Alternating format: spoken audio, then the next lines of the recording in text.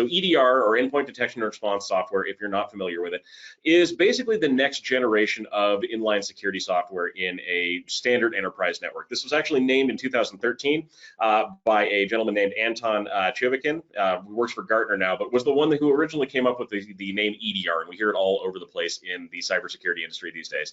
This is traditionally a host-based method of identifying malicious activity or traffic on a network, and the capabilities are unique to EDR, and it's one of the things that makes it such a useful toolkit. First off, we get real-time continuous monitoring. If something's happening on the network, we can see it right then and there when it's happening. We also have live response, meaning if we see a problem on a specific workstation, we can remotely reach out to that one individual workstation, and we can remediate the problem right then and there without impacting the rest of the network. This also leads us to the potential for threat hunting. If you already have EDR software in your network, which you totally should, this means that you can bring in a third party or train a staff member to go out and actively hunt for very subtle threats on the network using this data that's being collected. And this is collected historically and maintained for a long period of time. So we can go back, see what a baseline looks like on the network, see what deviates from that baseline, and figure out if something is happening that shouldn't be. The other thing that is kind of a hallmark of EDR is a high level of automation. In a lot of cases, this is artificial intelligence or AI that's being used to determine what doesn't look quite right inside of a network. If we've been in long enough that we know what normal looks like, it becomes very easy to spot when something is abnormal, and it gives us a leg up over more traditional types of antivirus software. Yeah, Sherry, go ahead. Yeah, I have a question. What is the difference between EDR and antivirus? That is a great question, and I'm so happy that you asked that. EDR and antivirus are distinctly different in a couple of very, very significant ways. First off, as you can see from the illustration in front of us, EDR is a much more comprehensive and an effective way of monitoring and preventing infections inside the network, and there's a couple good reasons for that.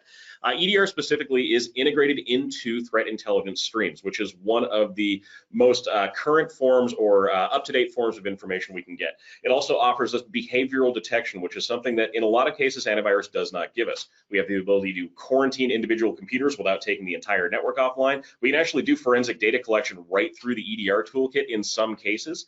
We can do live mitigation of problems on the network, and oftentimes this actually contains its own version of antivirus. As opposed to antivirus or legacy AV, as is sometimes referred to, Gartner actually has a quote, and I really wish I would have put it in. It's like calling it a vintage security tool almost. It is. But I like to think of EDR as it has that response part of it, so that when, not if something bad happens, somebody can immediately go hands-on and, extract what they need to extract or quarantine what they need to quarantine. It's just next level. Oh yeah, exactly. It makes our job a lot easier from a response standpoint. And like we were saying, with antivirus, you're looking at static scanning for most of the ways that it functions. We're looking at files that are already on the computer, which means that if we're finding malware, it's already too late. It's already there, and we oftentimes can't get all of the malware off of a computer just using an antivirus scan.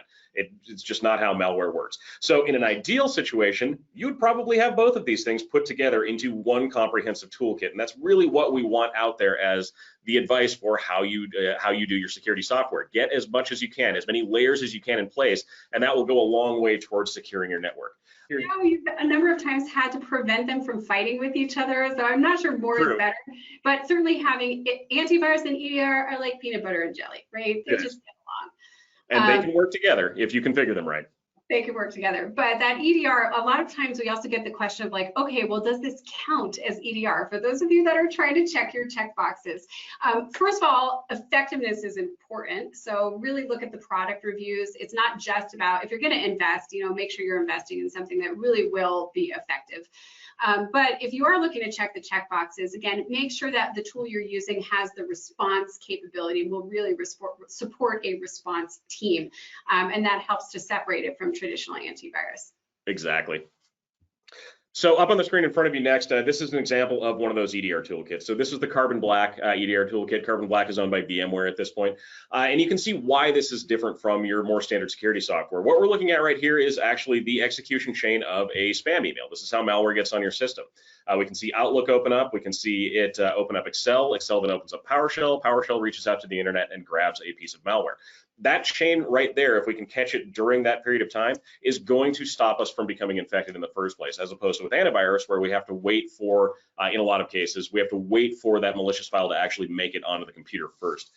Next one up from there is a screenshot of the CrowdStrike Falcon EDR toolkit, very similar in its overall capabilities, but it gives you an idea of exactly how deep we can get get into a system and what we can see happening that makes this a little bit better of a solution than your more traditional antivirus software.